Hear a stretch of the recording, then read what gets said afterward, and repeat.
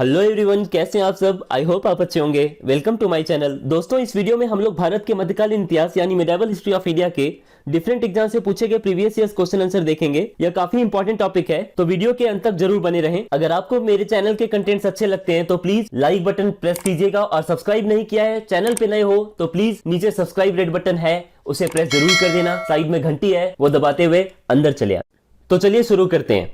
पहला क्वेश्चन है, गुलाम वंश का प्रथम शासक कौन था। तो इसका जो करेक्ट आंसर है वो है option number B, Qutubuddin.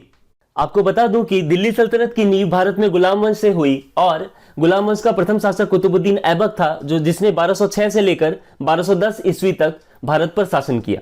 Qutubuddin Aibak एक गुलाम था जिसे गोरी ने मतलब मोहम्मद गोरी खरीद कर लाया था, और गोरी ने उसे अमीर एक आखुर के पद पर प्रमोट करके उसके जीवन में एक नया चैप्टर शुरू किया और दिल्ली का पहला शासक बन गया। वह लाहौर से ही शासन करता था। ये जो आपका कुतुबुद्दीन है वह लाहौर से शासन करता था, ठीक है, और उसे ही भारत में तुर्की राज्य का संस्थापक भी माना जाता है। कुतुबुद्दीन ऐबक को मलिक और सिपह सालार की पदवी से भी जाना जाता है। अगला क्वेश्चन है दोस्तों, कुतुबुद्दीन ऐबक की राजधानी कौन थी। तो इसका करेक्ट ऑप्शन है ऑप्शन नंबर ए, लाहौर। अगला क्वेश्चन है, 2.5 दिन का झोपड़ा क्या है। तो इसका जो करेक्ट आंसर होगा वह है ऑप्शन नंबर ए, मस्जिद। ठीक है, अपनी उदारता के कारण कुतुबुद्दीन ऐबक इतना अधिक दान करता था कि उसे लाख बख्श कहते थे, मतलब लाखों देने वाला। और फरिश्ता ने लिखा है कि यदि व्यक्ति किसी की दानशीलता की प्रशंसा करते थे तो उसे अपने युग का ऐबक कहकर पुकारते थे। और इनकी एक उपाधि कुरान ख्वाह भी थी। साहित्य से अनुराग था और उनके स्थापत्य कला में भी रुचि थी। ठीक है, और कुतुबुद्दीन ऐबक को ही कुतुब मीनार का निर्माण कार्य प्रारंभ करने का श्रेय दिया जाता है, और उन्होंने ही अजमेर में 2.5 दिन का झोपड़ा नामक मस्जिदों का निर्माण कराया था। अगला क्वेश्चन है, भारत में मोहम्मद गोरी ने किसको प्रथम अख्ता प्रदान किया था। तो इसका जो करेक्ट ऑप्शन होगा option number B, Qutubuddin Aibak. Qutubuddin Aibak को मोहम्मद गोरी ने प्रथम अख्ता प्रदान किया था। अगला प्रश्न है, बिहार का प्रथम मुस्लिम विजेता कौन था। तो इसका जो करेक्ट आंसर है वो option number C, Bakhtiyar Khilji. अगला क्वेश्चन है, बिहार पर बख्तियार खिलजी के हमले का पहला विवरण कहां से प्राप्त हुआ है। तो इसका जो करेक्ट आंसर है वो ऑप्शन नंबर बी, तबकात ए नासिरी से। अगला क्वेश्चन है, नालंदा विहार का विध्वंस किसने किया था। तो इसका जो करेक्ट आंसर है वो ऑप्शन नंबर ए, बख्तियार खिलजी ने किया था। नेक्स्ट क्वेश्चन है आपका, इल्तुतमिश ने बिहार में अपना प्रथम सूबेदार किसे नियुक्त किया था। तो इसका जो करेक्ट आंसर है ऑप्शन नंबर डी है, मलिक जानी को किया था।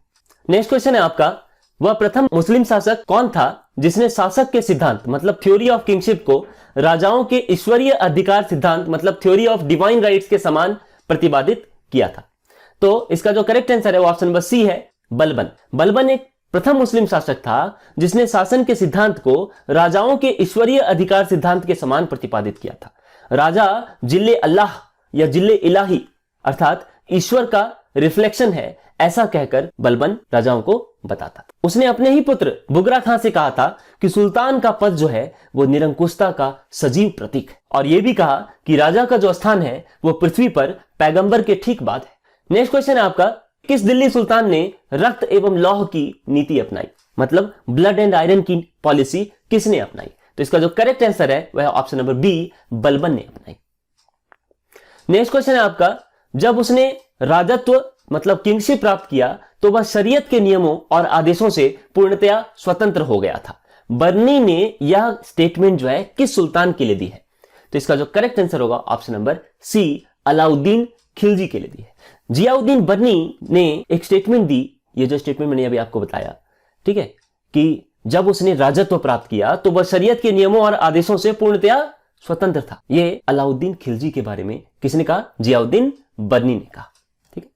अगला क्वेश्चन है आपका, अलाउद्दीन खिलजी के प्रसिद्ध सेनापतियों में किसकी मंगोलों के विरुद्ध लड़ते हुए मृत्यु हो गई थी। ठीक है, तो इसका जो करेक्ट आंसर होगा आपका ऑप्शन नंबर ए है, जफर खान। अलाउद्दीन का प्रसिद्ध सेनापति था जफर खान, वो मंगोलों के विरुद्ध लड़ता हुआ मारा गया था।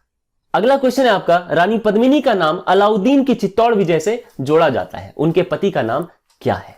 तो इस पर तो मूवी भी बनी है, ठीक है, हालांकि मूवी वो कंट्रोवर्शियल थी, इसीलिए कंट्रोवर्शियल मूवी के बारे में कुछ नहीं बोलूंगा। रानी पद्मिनी का नाम जो अलाउद्दीन की चित्तौड़ विजय से जोड़ा जाता है वो उसका करेक्ट आंसर है आपका option number D, Rana Ratan Singh. Next question है आपका, अलाउद्दीन खिलजी के आक्रमण के समय देवगिरी का शासक कौन था। तो इसका जो करेक्ट आंसर है उसका आपका होगा ऑप्शन नंबर ए रामचंद्र देव। जब अलाउद्दीन खिलजी ने देवगिरी पर आक्रमण किया था उस वक्त वहां का शासक रामचंद्र देव था। कब उन्होंने आक्रमण किया था? उन्होंने 1307 ईस्वी में किया, 1307 ईस्वी में किया। ठीक है, मलिक काफूर के नेतृत्व में एक सेना गई थी देवगिरी पर आक्रमण करने के लिए और बाद में युद्ध में पराजित हो गया राजा रामचंद्र देव और उसने आत्मसमर्पण भी कर दिया।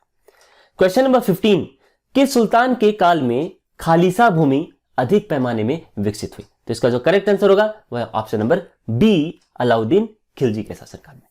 दोस्तों बता दूं कि अलाउद्दीन की जो राजस्व और लगान व्यवस्था का जो मुख्य उद्देश्य था वो था शक्तिशाली और निरंकुश राज्य की स्थापना। उसने सभी व्यक्तियों से भूमि छीन ली जिन्हें वह मिल्क मतलब राज्य द्वारा दिए हुए संपत्ति, इनाम, इंदरात, पेंशन तथा वक्फ, वक्फ कहा गया धर्म के लिए जो भूमि प्राप्त करते हैं उसको वक्फ कहते थे। ठीक है, उन सभी से उन्होंने जमीन छीन ली, फलता खालिसा भूमि जो है वो अधिक पैमाने पर विकसित हुई। अगला क्वेश्चन है आपका, अलाई दरवाजा का निर्माण किस सुल्तान ने करवाया? तो इसका जो करेक्ट आंसर होगा दोस्तों option number C Alauddin Khilji ने कराया। कहां कराया? कुतुब मीनार के पास में। और किससे कराया? लाल पत्थर और संगमरमर से कराया। कब कराया? 1311 ईस्वी में कराया। ठीक है, जैसे कि इल्तुतमिश के मकबरे की तरह जो है ना, इसमें आपको चौकोर बड़ा कमरा मिलेगा और इसकी छत पर एक गुंबद मिलेगी और इसकी चारों दीवारों में एक मेहराबदार प्रवेश द्वार है। ठीक है, अगला क्वेश्चन है आपका, दिल्ली के किस सुल्तान ने सबसे ज्यादा नहरों का निर्माण किया था? दोस्तों बहुत इंपॉर्टेंट क्वेश्चन है ये। इसका correct answer option number A Firoz Shah Tughlaq ने। फिरोज शाह तुगलक के शासनकाल में भारत में नहरों के सबसे बड़े जाल का निर्माण कराने के लिए उनको यह कहा गया कि ठीक है, ये तो 5 बड़ी नहरों का निर्माण इन्होंने कराया है, तो इसके बाद इन्होंने हक ए शर्ब करके एक सिंचाई कर उन्होंने लगा दिया था। क्यों? क्योंकि उन्होंने देखा कि सिंचाई के लिए तो हमें पैसे भी लेने चाहिए, तो पैदावार का 1/10 भाग जो है सरकार को देना पड़ता था किसानों को। क्यों? क्योंकि वो इरिगेशन के लिए जो शाही नहर थे, रॉयल कैनल थे, उसका प्रयोग करते थे। नेक्स्ट क्वेश्चन आपका, फिरोज शाह तुगलक द्वारा स्थापित दार उल सफा क्या था? तो दार उल सफा क्या था दोस्तों? ऑप्शन नंबर बी एक खैराती हॉस्पिटल था। राज्य के खर्च पर हज की व्यवस्था कराने वाला पहला भारतीय शासक जो था वो फिरोज शाह तुगलक ही था और उन्होंने दार उल सफा नामक एक खैराती अस्पताल की स्थापना की और उसमें कुशल हकीम मतलब डॉक्टर भी रखे। नेक्स्ट क्वेश्चन आपका, निम्नलिखित में से किस सुल्तान ने बेरोजगारों को रोजगार दिलाया? तो इसका जो करेक्ट आंसर है वो option number C Firoz Shah Tughlaq ने कराया। उन्होंने एम्प्लॉयमेंट ऑफिस खोल दिए थे, मतलब रोजगार के दफ्तर खोल दिए थे और हर एक आदमी के गुण और एलिजिबिलिटी मतलब योग्यता को पूरी तरह जांच करके उस तरह उनको क्या देते थे? अपॉइंटमेंट दे देते थे और कह देते थे कि आपकी अनएम्प्लॉयमेंट हम खत्म कर रहे हैं। उन्होंने सामान्य लोगों की भलाई के लिए कुछ उपकार के काम किए। अगला क्वेश्चन है आपका, निम्नलिखित में से किस सुल्तान के दरबार में सबसे अधिक गुलाम थे? तो option number D correct answer होगा फिरोज शाह तुगलक। फिरोज शाह तुगलक को दासों का इतना शौक था दोस्तों कि उनकी संख्या जो है लगभग 1,80,000 तक पहुंच गई थी दासों की संख्या। उनकी देखभाल के लिए उन्होंने एक डिपार्टमेंट बना लिया अपने यहां। उस डिपार्टमेंट का नाम रख दिया उन्होंने दीवान ए बंदगान और प्रत्येक दास को 10 से 100 टके के बीच पेमेंट भी देते थे, सैलरी, और कभी कभी जागीर भी दिया करते थे। ठीक है, हालांकि फिरोज शाह का यह जो शौक था यह राज्य के लिए बहुत ही हानिकारक सिद्ध हुआ। अगला क्वेश्चन है आपका, निम्नलिखित में से किस सुल्तान ने फलों की गुणवत्ता सुधारने के लिए उपाय किए? तो इसका जो करेक्ट आंसर होगा ऑप्शन नंबर बी है फिरोज शाह तुगलक ने किए। फिरोज शाह तुगलक ने बागवानी में अपनी रुचि दिखाते हुए दिल्ली के पास में 1200 नए बाग भी लगाए और अलाउद्दीन के 30 पुराने बागों को फिर से लगवाया। अगला क्वेश्चन है आपका, जो पर्शियन ट्रैवलर हैं, फारसी यात्री, नाम है अब्दुल रज्जाक, वो भारत में किस राजा के शासनकाल में आए थे? तो इसका जो करेक्ट आंसर होगा दोस्तों वह ऑप्शन नंबर सी देवराय 2 के शासनकाल में आए थे। ठीक है, जो फारसी राजदूत अब्दुल रज्जाक थे वो संगम वंश के सबसे प्रतापी शासक देवराय 2 के कार्यकाल में विजयनगर आए थे। उन्होंने अपनी यात्रा वृतांत जो है, क्या है बुक का नाम, सदाइन व मजम उल बहरीन में देवराय 2 के शासनकाल का वर्णन किया है। नेक्स्ट क्वेश्चन है आपका, तैमूर के आक्रमण के बाद भारत में किस वंश का राज स्थापित हुआ? तो इसका जो करेक्ट आंसर है दोस्तों वह ऑप्शन नंबर बी सैयद वंश का। ठीक है, तैमूर के जब आक्रमण 1398 में तैमूर का जब आक्रमण हुआ तो जो तुगलक शासन था वो वीक हो गया और बाद में नसीरुद्दीन की जब डेथ हो गई 1412 में, मतलब 1412 ईस्वी में, तो तुगलक वंश का अंत हो गया। ठीक है, अगला क्वेश्चन है दोस्तों, निम्नलिखित में से किस सुल्तान ने एक नगर बसाया जहां अब आगरा है? तो इसका जो करेक्ट आंसर है ऑप्शन नंबर डी होगा, सिकंदर लोदी। सिकंदर लोदी ने ही आगरा बसाया था। 17 जुलाई 1489 ईस्वी को निजाम खां सुल्तान सिकंदर शाह के नाम से सिंहासन पर बैठा और वह लोदी वंश का महानतम शासक था दोस्तों। 1504 ईस्वी में सिकंदर लोदी ने राजस्थान के शासकों पर नगर बसाया और इसे अपनी राजधानी भी बना ली। और उन्होंने कृषि और व्यापार की उन्नति के लिए बहुत प्रयास किए और नाप का पैमाना जो है गज ए सिकंदरी उसी समय में प्रारंभ भी कर दिया था। जो गरीब हैं उनके लिए मुफ्त भोजन की व्यवस्था की और योग्य व्यक्तियों की सूची बनाकर 6 महीने के बाद उनके सामने प्रस्तुत की जाती थी। वो शिक्षित भी थे, विद्वान भी थे और उन्हीं के आदेश से आयुर्वेदिक ग्रंथ का फारसी में अनुवाद किया गया, जिसको फरहंगे सिकंदरी कहा गया। उनको गायन विद्या में एक श्रेष्ठ ग्रंथ लज्जत ए सिकंदर शाही की रचना का भी श्रेय जाता है। सिकंदर लोदी शहनाई सुनने के बहुत शौकीन थे। वह गुलरुखी उपनाम से कविताएं भी लिखा करते थे। अगला क्वेश्चन है आपका, विजयनगर के उस पहले शासक की पहचान करें जिसने बहमनियों से गोवा को छीन लिया था। तो इसका जो करेक्ट आंसर है वह है option number B, Harihar two यानी हरिहर द्वितीय। 1377 ईस्वी में जब बुक्का की मृत्यु हुई तो उनका जो बेटा था हरिहर द्वितीय वो सिंहासन पर बैठा और उन्होंने महाराजाधिराज की उपाधि ग्रहण कर ली। उन्होंने कनारा, मैसूर, त्रिचनापल्ली, कांची इन सभी प्रदेशों को जीता। श्रीलंका के राजा तक से वसूल किया क्या राजस्व और बहमनी राज्य से भी उनका संघर्ष शुरू हो गया और फाइनली जो है 1377 ईस्वी में सुल्तान मुजाहिद ने उसके राज्य पर जब आक्रमण किया तो वह सफल नहीं हुआ। और हरिहर टू की सबसे बड़ी सफलता जो है वो यही है कि उन्होंने पश्चिम में बहमनी राज्य से बेलगाम जो आज के कर्नाटक में पड़ता है और गोवा छीन लिया था। वो शिव का नाम विरूपक्ष भी है। शिव यानी विरूपक्ष के उपासक भी थे। कौन? राजा हरिहर द्वितीय। अगला क्वेश्चन आपका, विजयनगर के राजा कृष्णदेव राय ने गोलकुंडा का युद्ध किस राजा के साथ लड़ा था? तो इसका जो करेक्ट आंसर है दोस्तों वह ऑप्शन नंबर ए, कुली कुतुब शाह के साथ लड़ाई की थी उन्होंने। मैं आपको बता दूं कि राजा कृष्णदेव राय जो विजयनगर के बहुत ही महानतम राजाओं में से एक थे, उन्होंने गोलकुंडा का युद्ध जो है गोलकुंडा के सुल्तान कुली कुतुब शाह के साथ लड़ा और गोलकुंडा में कुतुब शाही वंश की स्थापना किसने की थी? कुली कुतुब शाह ने की थी। ठीक है।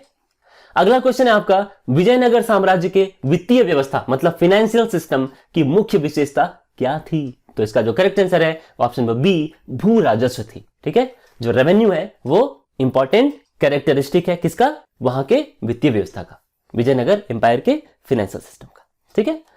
भूमि का भली भांति सर्वे करके वो लोग क्या करते थे, जो भी उपज होती थी उसका 1/6 भाग मतलब 1/6 पोर्शन जो है वो टैक्स के रूप में वसूल करते थे और इसको शिष्ट कहते थे। शिष्ट का मतलब होता था भूमि कर यानी जमीन पर लगाया हुआ टैक्स। वो राज्य की आय का प्रमुख स्रोत हुआ करता था और केंद्रीय राजस्व विभाग को यानी उस वक्त जो सेंट्रल रेवेन्यू डिपार्टमेंट थी उसको क्या कहते थे? अठावने या अस्थवन या अथवन। ठीक है। अगला क्वेश्चन है आपका, विजयनगर साम्राज्य का अवशेष कहां मिलता है? तो इसका जो करेक्ट आंसर है ऑप्शन नंबर सी, हम्पी में मिलता है। हम्पी का खंडहर जो आज के कर्नाटक में अवस्थित है वो विजयनगर साम्राज्य की प्राचीन राजधानी हुआ करती थी। यहीं पर तो विरूपक्ष मंदिर भी है और हम्पी जो है यूनेस्को की विश्व विरासत स्थलों की सूची मतलब वर्ल्ड हेरिटेज साइट में भी शामिल है। अगला क्वेश्चन है आपका, दीवान ए अर्ज विभाग जो है यानी दीवान ए अर्ज डिपार्टमेंट किससे रिलेटेड था, किससे संबंधित था? तो इसका जो करेक्ट आंसर है दोस्तों वह ऑप्शन नंबर सी, रक्षा विभाग यानी डिफेंस डिपार्टमेंट से वो दीवान ए अर्ज जो है या दीवान ए आरीज या उसी को आरीज ए मुमालिक भी कहते हैं, वो उसी सैन्य विभाग के प्रमुख अधिकारी के बारे में लिखा है। तो डिफेंस डिपार्टमेंट के बारे में है और इसकी जो स्थापना है वो सुल्तान बलबन ने की थी दोस्तों। ठीक है। तो ऑप्शन नंबर सी जो है करेक्ट आंसर है। नेक्स्ट क्वेश्चन, शिवाजी की राजधानी कहां थी? तो इसका करेक्ट आंसर है ऑप्शन नंबर ए, रायगढ़ में थी। ठीक है। 1674 ईस्वी में शिवाजी ने अपना राज्याभिषेक कराया और छत्रपति की उपाधि धारण की और रायगढ़ को ही अपनी राजधानी बताया। और उसी युग के महान विद्वान बनारस के पंडित विश्वेश्वर उर्फ गंगा भट्ट उन्हीं को क्षत्रिय घोषित करते हुए उन्होंने क्या किया? शिवाजी का राज्याभिषेक कराया था। किन्होंने? पंडित विश्वेश्वर उर्फ गंगा भट्ट ने। अगला क्वेश्चन है आपका, सरंजामी प्रथा जो है वो किससे संबंधित थी? तो मराठा काल में एक प्रथा थी सरंजामी प्रथा, वो भू राजस्व मतलब रेवेन्यू एडमिनिस्ट्रेशन से संबंधित प्रथा थी, सिस्टम था। इस काल में मराठा जागीरदारों को सरंजामी भूमि उनके निर्वहन के लिए प्रदान की जाती थी। उनके लाइवलीहुड को चुरा लेके जिंदगी गुजर बसर कराने के लिए उनको वो सरंजामी भूमि दे देते थे और उसी से जो टैक्स आता था वो पैसा उनके पास रहता था। ठीक, ऑप्शन नंबर ए जो है इसमें करेक्ट आंसर होगा। मराठा भू राजस्व प्रथा से संबंधित थी क्या? सरंजामी प्रथा। नेक्स्ट क्वेश्चन है आपका, बहमनी राज्य का संस्थापक कौन था? तो करेक्ट आंसर होगा option number A, Alauddin Hasan. So Deccan का अमीरान ए सदाह के विद्रोह के बाद मोहम्मद बिन तुगलक के शासनकाल के अंतिम दिनों में ही बहमनी साम्राज्य की स्थापना साउथ इंडिया में हो गई। अलाउद्दीन हसन बहमन शाह जो है कौन था? हसन गंगू या जफर खां? जफर खां का नाम ही ये अलाउद्दीन हसन है। ठीक है, उन्होंने ही बहमनी शाह की स्थापना की। ठीक है, अगला क्वेश्चन है आपका, निम्नलिखित में कौन भूमि उत्पाद पर लगने वाले कर को इंगित करता है? मतलब जमीन पर जो भी प्रोडक्ट होंगे, ठीक है, जमीन पर जो भी चीज उपजाई जाएगी उस पर लगने वाले टैक्स को उस वक्त क्या कहा जाता था? तो इसका जो करेक्ट आंसर होगा दोस्तों वह है ऑप्शन नंबर डी 1, 3 एंड 4, यानी कि खराज, उश्र और मुक्तई। ठीक है, अगला क्वेश्चन है दोस्तों, किस सुल्तान ने जमीन में फसल की नपाई का आधा राजस्व के रूप में दावा किया? तो option number C, Alauddin Khilji ने कहा कि फसल की नपाई का जो आधा राजस्व है, ठीक है, वो जमीन में फसल की नपाई का जो आधा राजस्व है वो हमें दिया जाएगा। 50% उन्होंने कहा कि रेवेन्यू टैक्स होगा। ठीक है, इससे पहले बलबन और इल्तुतमिश जो थे वो भू राजस्व उपज की 1/3 दर से टैक्स लेते थे मैक्सिमम, पर इन्होंने क्या किया? अलाउद्दीन खिलजी ने, उन्होंने 50% कर दिया। ठीक है, नेक्स्ट क्वेश्चन है आपका, शेख बहाउद्दीन जकारिया किस संप्रदाय के थे? तो इसका करेक्ट आंसर है ए, सुहरावर्दी संप्रदाय से थे। भारतवर्ष में सुहरावर्दी संप्रदाय शेख बहाउद्दीन जकारिया ने ही शुरू की थी। ठीक है, और सूफियों के इस संप्रदाय में शेख सदउद्दीन आरिफ, शेख रुकनुद्दीन अबुल फतह, शेख जलाउद्दीन सुर्ख आदि हुए। ठीक है, इस संप्रदाय के संत जो है वो सुखमय जीवन पर बल देते थे, धन और संपत्ति को साधना में बाधक नहीं मानते थे। नेक्स्ट क्वेश्चन है आपका, इन शासकों में से किसे अपनी सैन्य टुकड़ियों को 200, 250 एवं 500 की इकाइयों में विभाजित कर दिया था? तो इसका जो ऑप्शन है वो आपका ऑप्शन नंबर ई होगा। ऑप्शन नंबर ई तो आपका जान ही रहे हो आप, क्या है? उपर्युक्त में से कोई नहीं या फिर उपर्युक्त में से एक से अधिक। एक्चुअल में मैं आपको बता दूं, इस्लाम शाह जो है कौन थे? शेर शाह के बेटे। उन्होंने पूरे उत्तर भारत में लगभग 8 साल तक शासन किया और उनकी मृत्यु 1553 ईस्वी में हो गई। इस्लाम शाह ने ही क्या किया था? अपनी सैन्य टुकड़ियों को 50, 200, 250 और 500 इनकी इकाइयों में, इनके यूनिट्स में विभाजित कर दिया था। ठीक है, यह सैन्य विभाजन की यह प्रणाली थी शेर शाह के समय भी शायद।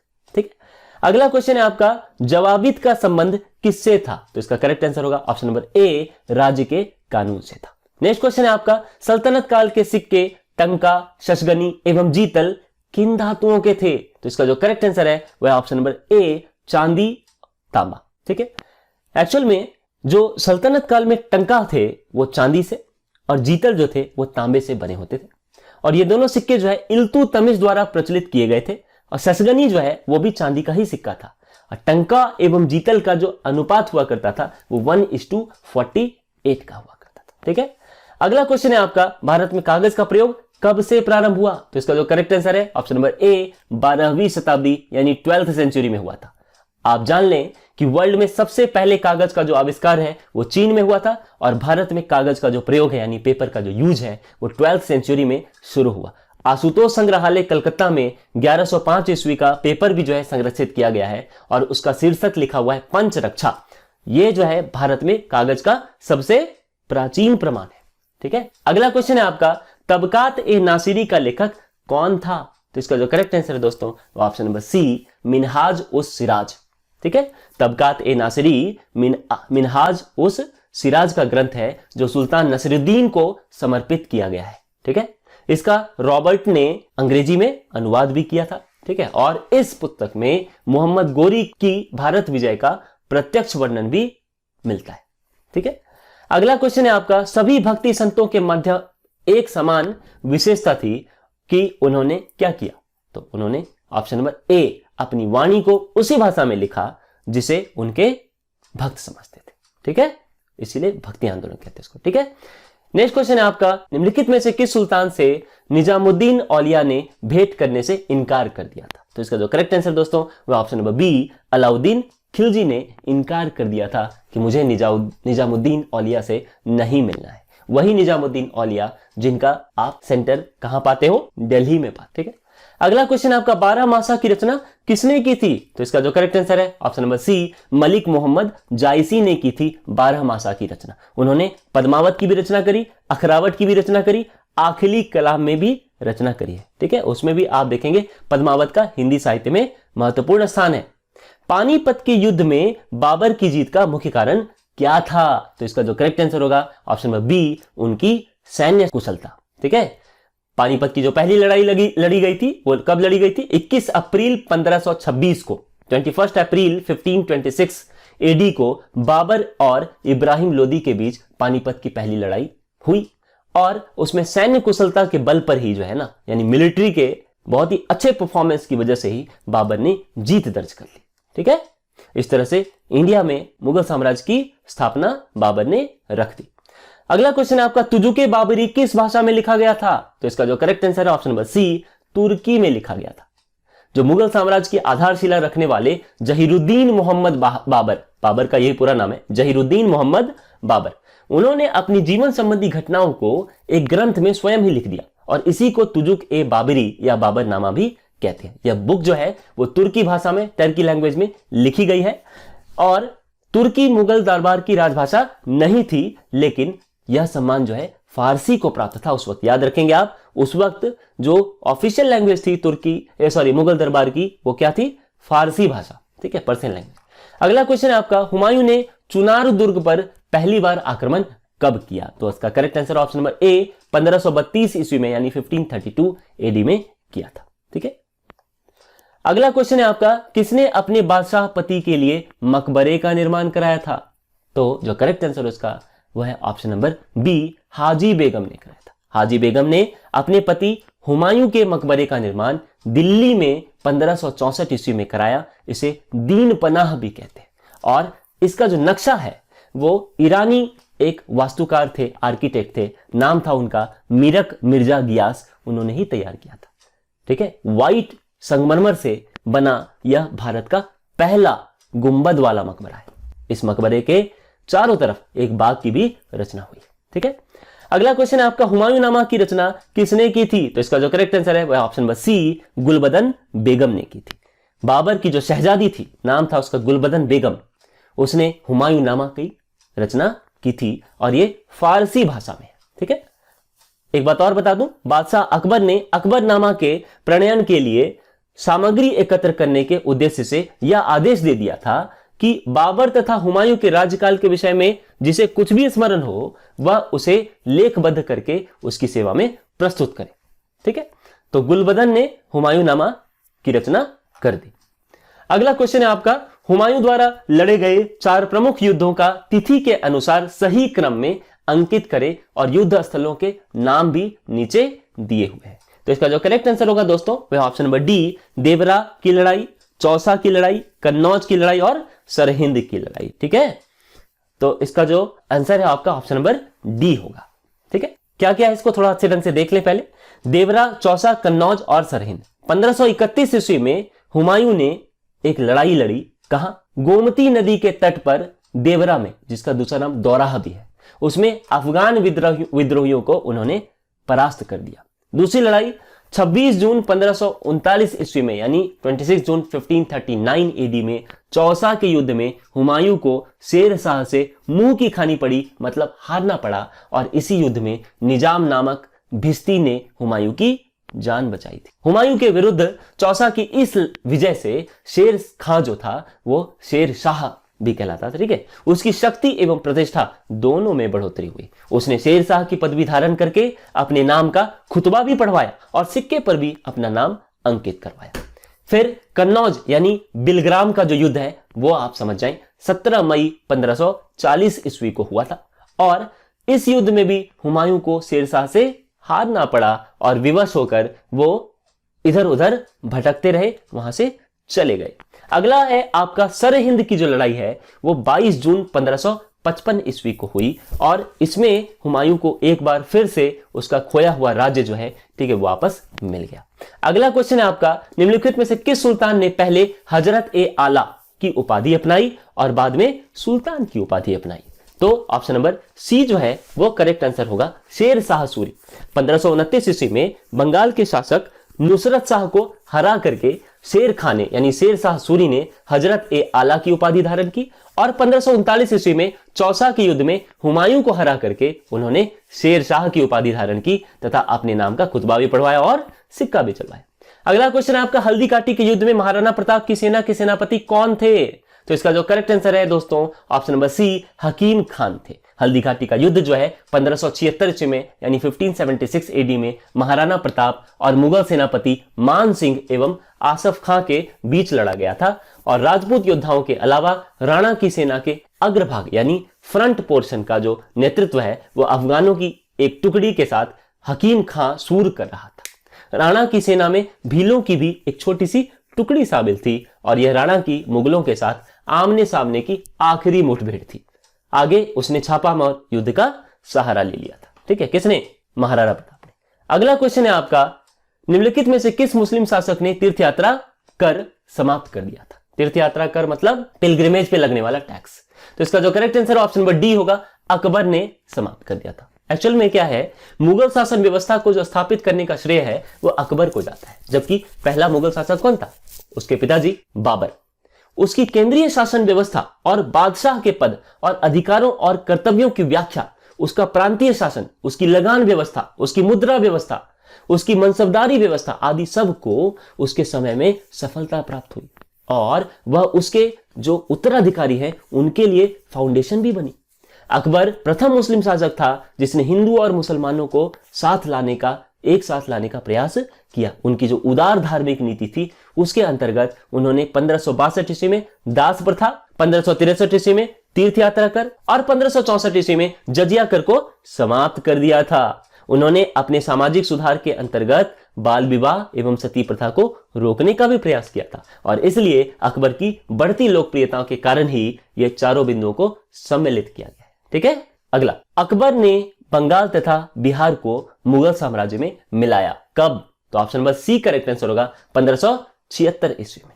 ठीक है, अगला क्वेश्चन है आपका, भारत में किसके शासनकाल में इंग्लिश ईस्ट इंडिया कंपनी का गठन हुआ था? इसका करेक्ट आंसर है ऑप्शन नंबर बी, अकबर के शासनकाल में इंग्लिश ईस्ट इंडिया कंपनी का गठन हुआ था। एक्चुअल में दिसंबर 1599 ईस्वी में लंदन में कुछ व्यापारियों ने लॉर्ड मेयर की अध्यक्षता में एक सभा बुलाई और इसमें पूर्वी द्वीप समूह के साथ व्यापार की योजनाएं तैयार की गई। इन व्यापारियों ने जो ईस्ट के कंट्रीज हैं उनके साथ ट्रेड करने के लिए 1599 ईस्वी में एक कंपनी खोली। इसका नाम रखा गया governor and company of merchants of London trading into the east Indies और इसे जो है जॉन कंपनी के नाम से भी जाना जाता है। इस दौरान भारत का जो बादशाह था वो था अकबर।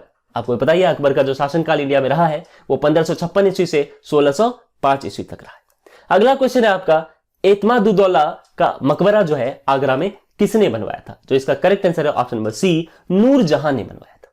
ठीक है, पिता की मृत्यु के बाद नूरजहां ने आगरा में यमुना नदी के किनारे एक अलंकारिक इमारत बनाई।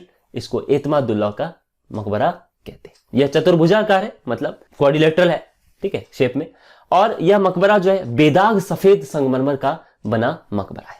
ठीक है, पहली बार पित्रादुरा मतलब क्या है? संगमरमर में सोने तथा कीमती पत्थरों की जड़ावट शैली का प्रयोग भी किया गया। इंपॉर्टेंट है यह, पित्रादुरा कहां यूज हुआ है तो, ठीक है।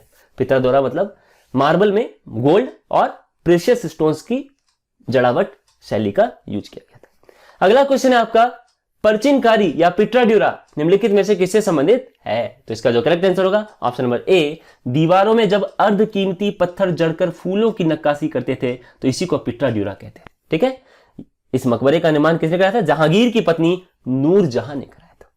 ठीक है, अगला क्वेश्चन है आपका, मध्यकाल में बटाई शब्द का अर्थ क्या था? तो इसका correct answer option number B, लगान निर्धारण का तरीका था। मध्यकाल में बटाई शब्द का तात्पर्य था लगान निर्धारण की पद्धति। इसमें क्या होता था? वास्तविक उपज का बंटवारा जो है राज्य और किसान इन दोनों के बीच हो जाता था। ठीक है, अगला क्वेश्चन है आपका, किस मुगल शासक ने चित्रकारी के लिए कारखाने बनवाए? तो इसका जो करेक्ट आंसर होगा दोस्तों वह है ऑप्शन नंबर ए, हुमायूं। हुमायूं ने क्या किया था? विकारी के लिए कारखाना, ठीक है, और अकबर ने तस्वीर खाना बनाया था, ठीक है। अगला क्वेश्चन है आपका, दास्तान ए अमीर हमजा का चित्रांकन किसके द्वारा किया गया? तो अकबर ने अनेक ग्रंथों को चित्रित करवाया था, ठीक है, और इसमें सबसे पहला जो है वो दास्तान ए अमीर हमजा है। यह क्या है? हुमायूं के काल में इसका चित्रित करना प्रारंभ किया गया था, इसका चित्रण, ठीक है, और अकबर के शासन में जाकर पूरा हुआ था, ठीक है। बदायूनी और शाहनवाज खां ये कहते हैं कि इसको तैयार करने में 15 साल लगे थे, और सैयद अली तथा बाद में अबदुस्सद की देखरेख में 50 चित्रकारों ने मिलकर यह चित्रकारी की। इसमें करीब 1400 चित्रकारियां हैं, ठीक है, और यह ग्रंथ जो है वो फारसी नायक अमीर हमजा, जो मोहम्मद साहब के चाचा भी थे, वीरतापूर्ण कारनामों को दिखाने के लिए इसमें लिखा गया है, ठीक है। अगला क्वेश्चन है आपका, यूरोपीय चित्रकारी यानी यूरोपियन पेंटिंग्स का प्रवेश किसके दरबार में हुआ? तो ऑप्शन नंबर बी है करेक्ट आंसर, अकबर के दरबार में ही पुर्तगालियों के माध्यम से यूरोपीय चित्रकला का प्रवेश हुआ, ठीक है। अगला क्वेश्चन है आपका, दसवंत और वसावन प्रसिद्ध चित्रकार मुगल सम्राट के राज दरबारी थे। कौन से मुगल सम्राट के? इसका जो करेक्ट आंसर है ऑप्शन नंबर ए होगा, अकबर के राज दरबारी थे, ठीक है, दसवंत और वसावन, ठीक है। अगला क्वेश्चन है आपका, मुगल चित्रकला किसके नेतृत्व में अपने शीर्ष बिंदु पर थी? तो जिसका करेक्ट आंसर होगा दोस्तों वह है ऑप्शन नंबर ए, जहांगीर के समय में मुगल चित्रकला जो है अपने शीर्ष बिंदु पर, मतलब बिल्कुल एपेक्स लेवल पे थी, ठीक है। अगला क्वेश्चन है आपका, जाप्ती प्रणाली किसकी उपज थी? तो इसका जो करेक्ट आंसर दोस्तों ऑप्शन नंबर डी, अकबर की उपज थी जाप्ती प्रणाली, ठीक है। अगला क्वेश्चन है दोस्तों, यह कथन किसका है कि अकबर के शासन में इलाहाबाद में 40 स्तंभ युक्त मंजिल के निर्माण में 5000 से 20,000 लोगों ने 40 साल तक काम किया था? इसका जो करेक्ट आंसर है option number C, William Finch ने यह कहा है कि इलाहाबाद में जो पैलेस ऑफ 40 पिलर्स है, पैलेस ऑफ 40 पिलर्स, उसके निर्माण में 40 साल लगे थे, और इसके निर्माण हेतु 5000 से 20,000 लोगों ने काम किया था। अगला क्वेश्चन है दोस्तों, कश्मीर का अकबर नाम से प्रसिद्ध सुल्तान कौन था? तो इसका जो करेक्ट आंसर है ऑप्शन नंबर डी, सुल्तान जैनुल आबिदीन।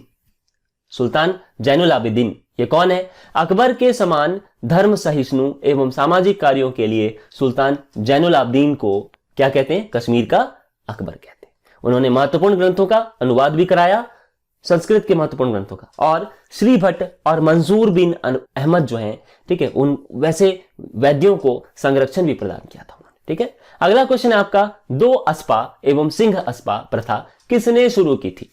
ठीक है, 2 अस्पा मतलब क्या होता है पहले ये समझ लें। इसमें मनसबदारों को अपने सवार पद के 2 गुने घोड़े रखने पड़ते थे, और सिंह अस्पा में मनसबदारों को अपने सवार पद के 3 गुने घोड़े रखने पड़ते थे, ठीक है। यह प्रथा जो है जहांगीर ने चलाई थी, ठीक है, बिना जात पात, ठीक है, बढ़ाए ही मनसबदारों को अधिक सेना रखनी पड़ती थी। तो ऑप्शन नंबर बी जो है करेक्ट आंसर होगा जहांगीर। अगला क्वेश्चन है आपका, ईरान के शाह और मुगल शासकों के बीच झगड़े की जड़ क्या थी? तो इसका correct answer option number B Kandahar था। कंधार राज्य ईरान के शाह और मुगलों के बीच संघर्ष की जड़ थी, क्योंकि कंधार को अपने हाथों में रखना चाहता था कौन? मुगल शासक भी और ईरान का शाह भी, ठीक है। अगला क्वेश्चन आपका, दिल्ली के लाल किले का निर्माण किसने करवाया था? Option number D correct answer है, शाहजहां ने कराया था। जैसे अकबर ने फतेहपुर सीकरी की भांति जो है शाहजहां ने क्या किया? जैसे अकबर का फतेहपुर सीकरी था बुलंद दरवाजा, वैसे ही शाहजहां ने क्या किया? दिल्ली में अपने नाम पर शाहजहांबाद भी नगर की स्थापना कर दी, शाहजहांबाद नामक नगर की 1638 ईस्वी में कर दी, ठीक है। बहुत सारे सुंदर भवन का निर्माण कराया और उनको डेकोरेट भी किया, ठीक है। शाहजहांबाद के भवन में से ही एक लाल किला जो है वो सबसे प्रमुख है। ये सैंडस्टोन से, रेड सैंडस्टोन मतलब लाल बलुआ पत्थर से बना है, और इसीलिए से लाल किला भी कहते हैं। इसका जो पश्चिमी दरवाजा है वेस्टर्न गेट, ठीक है, उसको लाहौरी दरवाजा कहते हैं, और जो साउथ गेट है, ठीक है, उसको दिल्ली गेट भी कहते हैं, दिल्ली दरवाजा, ठीक है।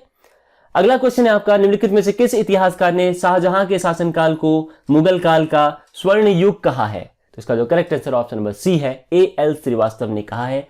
मुगलकालीन भारत करके एक बुक है, उसमें उन्होंने लिखा है शाहजहां का जो शासनकाल है वो स्वर्ण युग के नाम से प्रसिद्ध है। कब का स्वर्ण युग? मध्ययुगीन इतिहास का स्वर्ण। अगला क्वेश्चन है आपका, औरंगजेब द्वारा चलाए जिहाद का क्या मतलब होता है? इसका करेक्ट आंसर है ऑप्शन नंबर बी, दारुल इस्लाम, ठीक है। अगला क्वेश्चन है आपका, पटना में किस सिरन गुरु का जन्म हुआ था? Correct answer option number D, गुरु गोविंद सिंह का।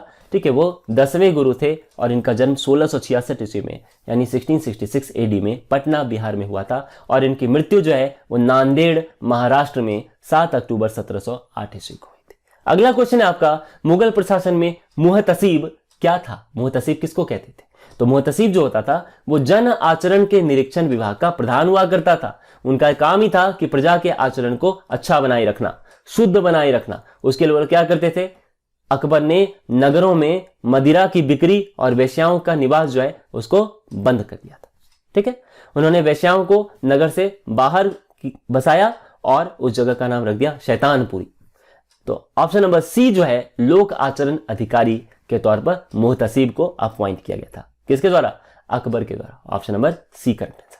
क्वेश्चन नंबर 73, मुगल प्रशासन में मदद ए माश क्या इंगित करता है? इसका correct answer option number B, विद्वानों को दी जाने वाली राजस्व मुक्त अनुदत्त भूमि, यानी जमीन जो दी जाती थी, मदद ए माश या सयूर गाल भी कहते थे उसको। और ये समस्त भूमि क्यों दिए जाते थे? ताकि ये जो है वो ट्रांसफर न किया जा सके और वंशानुगत रूप से हो, और इससे जो उनको पैसे आए उससे मुगल प्रशासन में विद्वान वगैरह जो है, ठीक है, वो धार्मिक लोगों को हेल्प मिलेगी। ठीक है, अगला क्वेश्चन है आपका, मयूर सिंहासन पर बैठने वाला अंतिम मुगल शासक कौन था? तो इसका करेक्ट आंसर है option number B, Mohammad Shah. ठीक है, शाहजहां ने एक बनाया था मयूर सिंहासन, प्रसिद्ध मयूर सिंहासन है। ठीक है, उस पे सबसे अंतिम जो बैठने वाला कोई मुगल शासक था तो नाम था उसका मोहम्मद शाह। इसी के शासनकाल में नादिर शाह जो है वो 1739 ईस्वी में भारत पर उसने आक्रमण कर दिया और करनाल में लड़ाई हुई, मुगल सेना को पराजित किया और अपने साथ कोहिनूर का हीरा और तख्ते ताउस या तख्ताउस मयूर सिंहासन जो है लेकर चला गया। कहां? ईरान, क्योंकि ईरान से आया था नादिर शाह। ठीक है, अगला क्वेश्चन है आपका, निम्नलिखित में से किस मुगल बादशाह को वजीर गाजिउद्दीन ने दिल्ली में दाखिल नहीं होने दिया था? इसका करेक्ट आंसर आपका ऑप्शन में बी, शाह आलम द्वितीय को। शाह आलम द्वितीय का जो शासनकाल था वो था 1759 ईस्वी से 1806 ईस्वी तक। उसका जो वास्तविक नाम था वो था अली गौहर। अपने पिता आलमगीर द्वितीय की मृत्यु के बाद वह बिहार में था। उसे मुगल बादशाह घोषित तो कर दिया गया, लेकिन वो बिहार में ही रहा। मुगल दरबार की गुटबाजी चलती रही तब तक, और ठीक है, वो उसी के टाइम में क्या हुआ है, दिल्ली पर अंग्रेजों का अधिकार हो गया है। कब? 1803 ईस्वी में। ठीक है, तो दोस्तों आज के लिए बस इतना ही। अगर वीडियो आपको पसंद आया हो तो प्लीज लाइक, शेयर और सब्सक्राइब जरूर करें। Thank you very much. जय हिंद।